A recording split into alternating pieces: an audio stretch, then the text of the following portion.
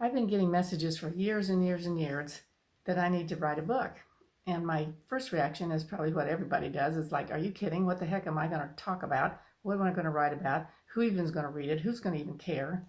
But I just kept hearing this. So I finally got up a file folder and started keeping lists of topics, something that I could write a chapter about each one. And so I had this whole pile of topics that I was going to, if I ever did the book, that's what I would do. Well, my husband was really sick. He had Parkinson's and dementia, so we weren't doing a whole lot of stuff. And towards maybe like 3-4 years ago, I just started getting screamed at to write the book. And then I go, okay. So then I get out the folder and I pick up a topic and I'm going to start write about it. And then my problem was I couldn't write a chapter on this topic. I just didn't need to have a whole chapter about it. So I put that away and just ignored that again for another probably a couple months or 3 months, I don't know. And then I have a friend named Sherry who also was getting a message that she needed to write a book. So we decided to go up north in Arizona, up into the mountains, where we love to go. We used to go camping there all the time, and we'd go up there and we sat there. We had a picnic lunch and we talked for a while, and then we just kind of separated so that we couldn't see each other. And she actually got her entire book, the whole outline of her book, downloaded to her. And my message that I got was to write these stories with no story over 2 pages long. And so I thought, okay, so I'm going to get home and I start writing that. Well, that was easy to do, to just do 2 pages on something.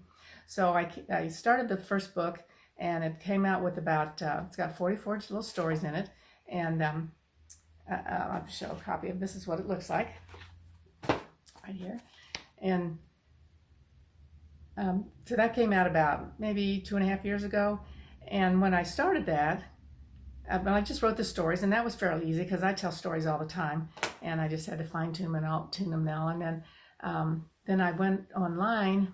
No, I got with a friend of mine named Elmas, who's I call him my idea guy, and I met with him and figured out what we're going to call this thing. And so I gave him a list of all of the titles of the stories, and he went all through them, and he pointed out this one story that was called "You Already Know What That Speaker's Going to Say."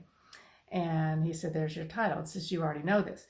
And the situation with this whole thing is that you do already know all of the stuff that I'm talking about. You know already what most people are talking about. And if you've been on a path of waking up or just becoming aware, if you've been on that path for a while, you know, this is just a reminder to you, all these little stories. But if you're just now kind of waking up and just kind of thinking like, what is this stuff all about? It's really aimed for you, to help you understand that you really do have a lot of inner guidance that's helping you all the time and guiding you. So I wrote that one, and then I got online. It's called to this website called Upwork, and I posted this. It was a job, and I said I needed to have the cover designed. I had no clue what it was going to look like, and I posted. I said it's going to be in the spiritual section of a bookstore, and it's a series of short inspirational stories. And so then you post that, and then you get bids from all over the world and people who want to do that for you. And I had no clue what I wanted. All I knew is I wanted it to be purple. So I get this reply from this woman named Cassandra, and she said that she loved to do the cover, and that she wanted me to know that she's also on a spiritual path herself. So I thought, okay, she's the one I'm going to do with. So I worked with her. And then she designed this. Let me see, it's got the whole swirls back here. Well, she had this part was, I think, like this up at the top. And I wanted it to kind of be like that. So my son is a graphic designer, so I worked with him, or he worked on this. And as he was moving it to there, we got it to the sideways. And then we realized, oh, wait a minute, that looks like an inner guide or an angel or something. So we just decided we were going to leave it on the side. So that's how we got the cover of it. And so I put it all together and sent it off to Amazon. It's called Kindle Direct Publishing, so it's self-published. I put it on there. And then a little bit later, I wrote another one. It's also called, let me get it here. This one's called, wait a minute. This one's called You Already Know This Too. The first one is You Already Know This, and this is You Already Know This Too. And they're available on Amazon. They're only $10 a piece. If you know me personally, I can get it to you for that, or and then save you shipping from Amazon. But basically, they're $10 on Amazon, and it's under my name, Heather M. Clarke. There's a heck of a lot of Heather Clarks on the internet, so I just put the M in there just to make it a little bit different. And so you can Google it under the name, or you can do it under the name of the book, which is, you already know this.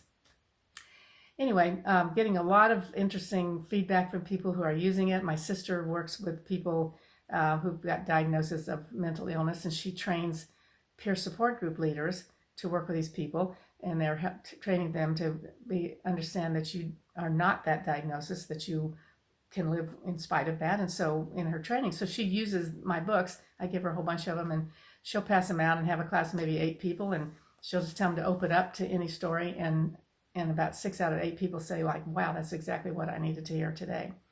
And then other people will get them and they want to read the stories one at a time. You can read the whole thing in about an hour, but if you wanted to do it, stretch it out, you just read one story a day. You can put it in the bathroom, you can put it in your car. If you're ever stuck somewhere, you can just read a few stories. I've got people who read to their husband, they'll read a story a night before they go to bed. So I'm getting a lot of good input from it. And I actually pick it up and read it again and go like, wow, I don't know where that came from, because it's kind of what's coming through me.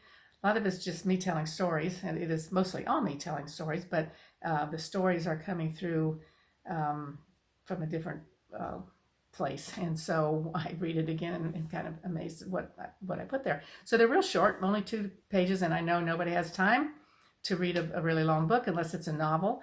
And it's like little videos. You don't want it to be, you want it maybe 3 to 5 minutes long, and you can watch it. But if it's like 20 minutes, you got to think about it. You're going to invest that much time in watching this thing.